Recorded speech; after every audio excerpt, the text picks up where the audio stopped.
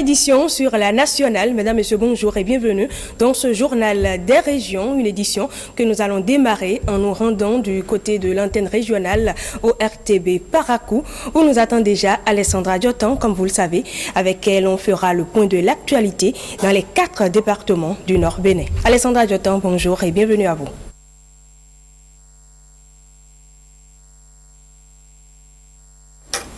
Merci, Madame, Monsieur. C'est avec grand plaisir que je vous retrouve en ce début de semaine. Dans l'actualité, dans nos régions, ici, l'association de bienfaisance pour le développement humain, ABDH-ONG, une fois encore au chevet des orphelins et des plus démunis de la communauté musulmane. Cela se passe ici à Parakou. Une assistance alimentaire est portée à ces personnes vulnérables pour leur permettre de mieux passer le mois de Ramadan. Suivez le reportage de Blaise Bata, présenté par Ousmane Baparapé. Du riz, de l'huile, du lait et d'autres produits alimentaires sont gracieusement offerts à cette frange défavorisée de la communauté musulmane de Parakou. La distribution des vivres concerne tout le Bénin. Ce que nous lançons aujourd'hui, c'est exclusivement pour Parakou. Mais les différents représentants des localités que vous avez vu passer recevront leur part de façon symbolique. Toujours aux côtés des indigents, ABDH-ONG contribue ainsi au mieux-être de ses frères et sœurs en islam. Et le geste vient à point nommé.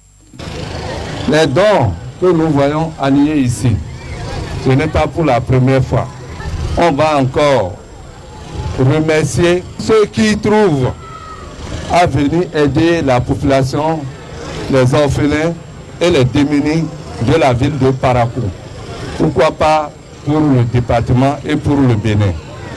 Je prie Allah, le miséricordieux, qui donne plus de force à votre ONG pour faire plus chaque année. Chers bénéficiaires, qu'Allah le Tout-Puissant, par sa bonté, alimente votre corps et votre âme de toutes les bénédictions contenues dans ces vivres qu'il vous offre par des mains bénies. Et comme le dit Allah, celui qui sauve un orphelin sauve non seulement une personne, mais fait de lui un citoyen noble, revêtu d'humanisme. Une nouvelle compagnie d'assurance s'installe désormais à Parakou. Sounou Assurance a ouvert ses portes vendredi dernier au quartier Ladifarani. Spécialisée dans l'assurance vie, l'agence de Parakou entend accompagner les populations du septentrion dans leurs besoins d'épargne et de planification dans leurs différents projets. William Aguiar. Voici l'acte qui installe désormais le groupe Sounou Assurance dans la ville de Parakou après 22 ans de vie au Bénin. Une compagnie d'assurance autrefois connue sous le nom de Ubavi est spécialisée dans les assurances vie avec plusieurs offres de services à sa clientèle. Sounou Assurance accompagne les travailleurs dans la préparation de leur retraite. En dehors de ça, Sounou Assurance accompagne les parents dans l'éducation de leurs enfants, surtout les études supérieures. En dehors de ça, Sounou Assurance accompagne tous ceux qui sont dans des métiers à risque. Sounou Assurance les accompagne avec un produit que nous appelons MIS+. L'assurance vie, ce n'est pas une affaire de riches et non plus une affaire de moyens. C'est en réalité une nécessité aujourd'hui de pouvoir s'assurer comme on assure les véhicules, comme on assure les maisons. Sounou Assurance est l'une des 7 sociétés d'assurance au Bénin. Elle a connu entre 2013 et 2015 un accroissement de son chiffre d'affaires dans l'ordre de 93%, un taux de croissance largement supérieur au taux de marché de l'assurance vie au Bénin. Cette performance est le résultat de notre engagement à donner satisfaction totale à nos clients et la preuve de notre savoir-faire au service de nos partenaires et de notre clientèle. Cette expertise est consolidée par l'appartenance à un groupe leader de l'assurance vie dans toute la zone CIMA. C'est donc fort de cette appartenance soutenue que Sounou Assurance Vie Bénin se tient désormais à vos côtés, ici à Parakou, avec une gamme de produits adaptés et innovants et un service de qualité pour répondre pleinement à vos besoins. Sounou Assurance est un groupe panafricain créé en 1999. Présent dans 14 pays, il compte 23 sociétés et filiales, dont 10 en assurance vie. On reste avec William Aguia pour une autre festive cette fois-ci. Célébration tournante de la fête de la musique. Parakou a vécu l'événement, un spectacle plein air qui a réuni plusieurs artistes, toutes générations confondues. L'initiative entre dans le cadre de la Journée internationale de la musique, une célébration différée qui a permis au public paraquois de vivre de vrais moments d'émotion et de communion avec les créateurs des œuvres de l'esprit. Suivez plutôt.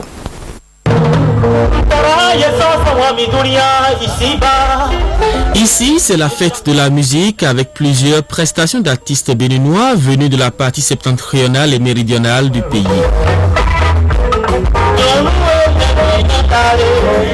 Moment de communion entre les créateurs des œuvres de l'esprit et le public paraquois. Avec quelques jours en différé, cette célébration à Parakou vient combler un vide dans une ville en manque de spectacle. Et c'est d'ailleurs l'objectif des organisateurs de ce méga concert qui veulent mettre en exergue le talent de nos musiciens, mais également offrir quelques moments de distraction aux populations. Si vous aimez la musique et que vous n'êtes pas musicien, vous pouvez participer à la fête de la musique. Si vous êtes musicien, à quelque niveau que ce soit, si à la fête de la musique vous vous présentez avant, vous tous, vous avez le devoir de chanter et de danser. C'est ce que nous appelons fêter entre musiciens et fêter la musique. J'aurais dit que le ministre me charge de vous dire tout simplement que l'édition de cette année, elle est belle, mais l'édition de 2017 sera plus magnifique. Tout simplement parce que ça va être étendu aux 12 départements de notre pays.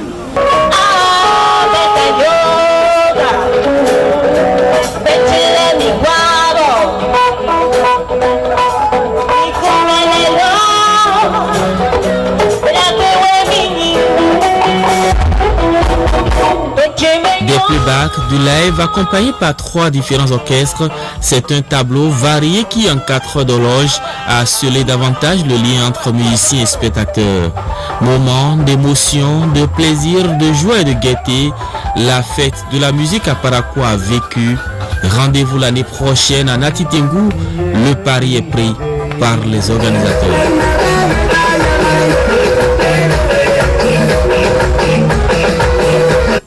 Voilà, madame, monsieur, ce sera tout pour ce condensé de l'actualité depuis le Septentrion. Merci à vous, Alessandra Djoton, pour ces quelques informations. Et après Parakou, nous allons faire maintenant la liaison avec l'antenne régionale ORTB Porto Novo.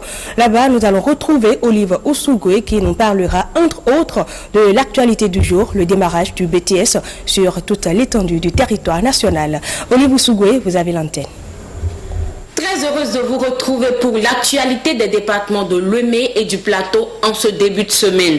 471 candidats composent dans ces filières pour le brevet de technicien supérieur BTS 2016 dans Lomé Plateau. Les épreuves de ce examen ont été lancées à 8h30 à l'Université protestante de l'Afrique de l'Ouest, centre unique retenu pour l'examen du BTS dans Lomé Plateau. Suivons le point. Université protestante de l'Afrique de l'Ouest, UPAO, centre unique de composition du BTS 2016, brevet de technicien supérieur dans les départements de Lomé et du Plateau. À 7h30, les surveillants des salles reçoivent les consignes avant le lancement de la première épreuve à 8h30. C'est l'épreuve de Théo, technique d'expression écrite et orale. De façon générale, tout a très bien commencé. Et par la grâce de Dieu, nous espérons que ça va se poursuivre ainsi.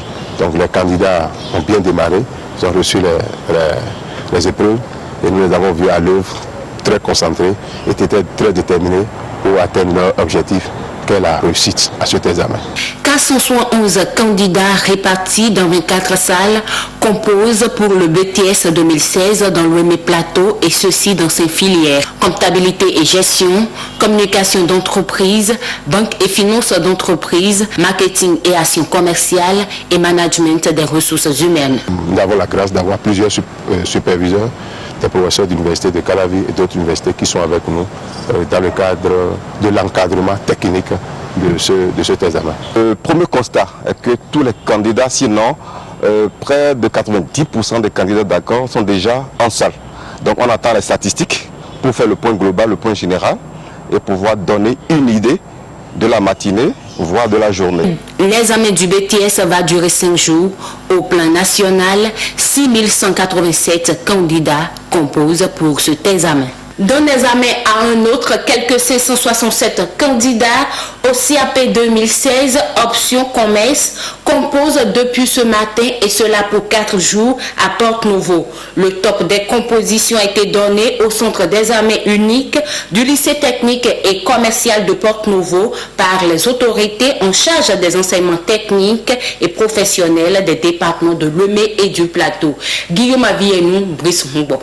Le directeur départemental Lemay Plateau des enseignements secondaires de la formation professionnelle, accompagné de plusieurs cadres de la direction des examens et concours, lance le CAP commercial, le certificat d'aptitude professionnelle 2016. Et cela dans une salle de composition du centre d'examen du lycée technique commercial de Porte-Nouveau. Candidats des filières employés de bureau et aides comptables des sciences et techniques administratives et de gestion composent dans le dit centre. Nous avons essayé de faire comprendre, n'est-ce pas, le contenu des tests de la République aux différents surveillants de salle et nous avons demandé aux candidats de ne pas avoir peur parce qu'il s'agit d'un examen.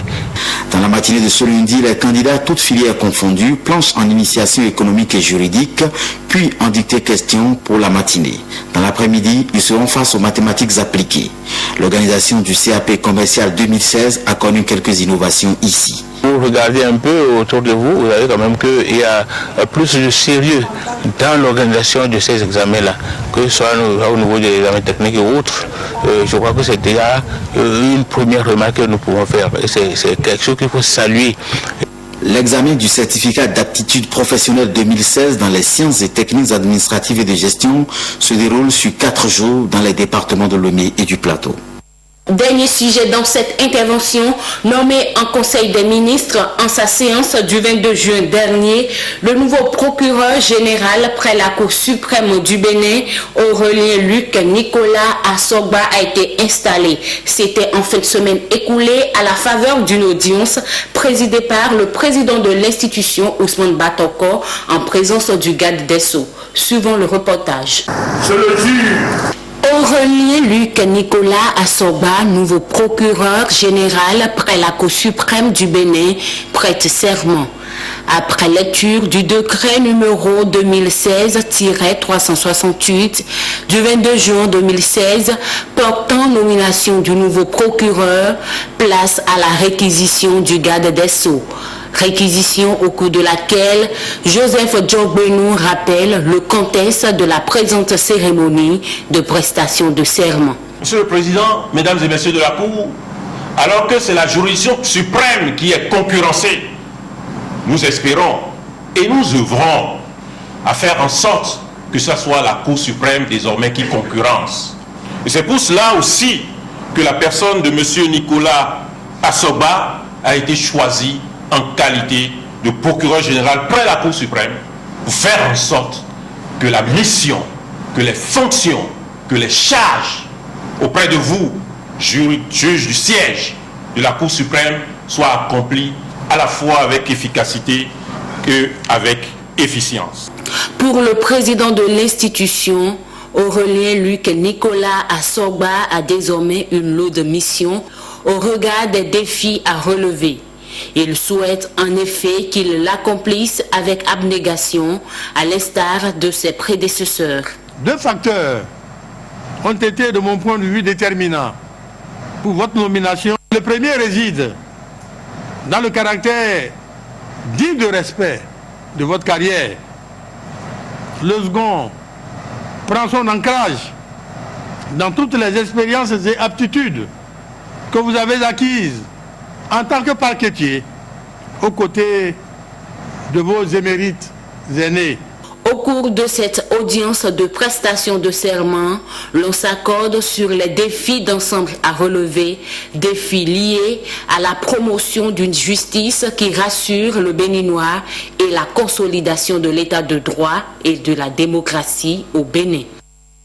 Voilà, c'est l'essentiel de l'actualité des départements de Lomé et du Plateau pour le compte de ce lundi 27 juin 2016. Merci de nous avoir reçus.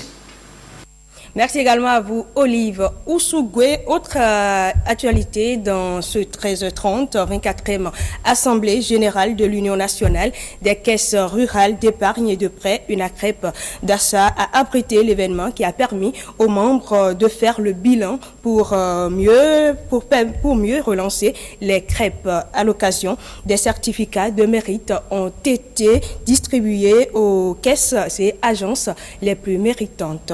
Françoise Insou et Arnaud Adadja pour le point. À cette AG élective de l'Union nationale des caisses régionales d'épargne et de prêt, les membres des organes chargés d'animer la vie de l'Union pendant 3 ans vont être constitués. D'entrée, le président du conseil d'administration a demandé la contribution de tous les acteurs pour la réussite des activités prévues. Au cours de cette assemblée, de vastes chantiers d'idées sont ouverts avec des champs d'application et de défis majeurs à court, moyen et long terme. À ce titre, la contribution de tous les acteurs est attendue pour rendre plus compétitifs nos produits et services sur le marché. Après le bilan du mandat de la restructuration, les sociétés de l'UNACREP ont effectivement jeté des perspectives, preuve de l'unité comme l'a témoigné le directeur exécutif. Chers invités, je ne doute pas un seul instant que depuis votre arrivée à Dassa, il ne vous a pas échappé de croiser du regard ce sourire généreux et sympathique propre à la famille des crêpes qui témoigne de sa vitalité et de sa joie pour son unité retrouvée. On n'a pas oublié les acteurs de la réussite de l'UNACREP et les partenaires. Le représentant du maire de Dassa a quant à lui privilégié les doléances avant d'ouvrir les travaux. Je profite de cette occasion pour vous transmettre les doléances de la population de Dassa-Zoumé qui, entre-temps, avait tiré grand profit des caisses rurales que vous aviez installées dans les villages. Au finish, il est à souhaiter plus d'adhésion des producteurs agricoles aux crêpes. Le mérite a été aussi célébré. Et puisque nous sommes à Dassa-Zoumé, restons-y pour parler cette fois-ci de la rencontre ce samedi des jeunes cadres des collines. Il a été question de réfléchir sur le développement de leur département après le découpage territorial. Ils approuvent l'acte et disent prêts à regarder dans la même direction. Gilles Dansou, Ernest Etego.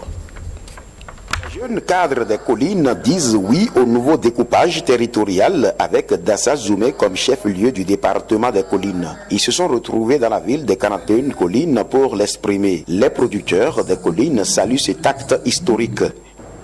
Nous, producteurs agricoles en général et producteurs de coton en particulier, nous prenons ce message de l'exécutif comme un appel à renforcer notre rendement, surtout cotonnier, afin de servir d'exemple et de repère. Même sentiment de gratitude exprimé par le représentant des élus communaux. C'est toutes les collines qui se trouvent être dans le challenge. Et c'est un gros challenge pour nous au niveau des collines. J'en appelle donc à tous les frères, que nous soyons Mahi, Icha, Idacha, Ife, Nago, pour que cette opportunité que ce gouvernement-là a voulu accorder au département des collines soit une opportunité qui grandisse dans la paix, dans l'amour, notre département. Le développement des collines d'abord et le chemin est trouvé. Très chers parents de Banter, de Glazoué, de Wessé, de Savalou, de Savet et de Dassa, nous pensons que c'est l'une des réformes les plus indispensables pour la réduction du chômage et le développement local, que dis-je, les plus incontournables. Chers sœurs et frères de Banter, de Glazoué, de Wessé, de Savalou, de Savet et de Dassa, devenons tous et aujourd'hui même des acteurs de pacification et du développement économique de notre région, gage de notre concorde séculaire. Changeons de méthode d'expression et de défense de nos intérêts.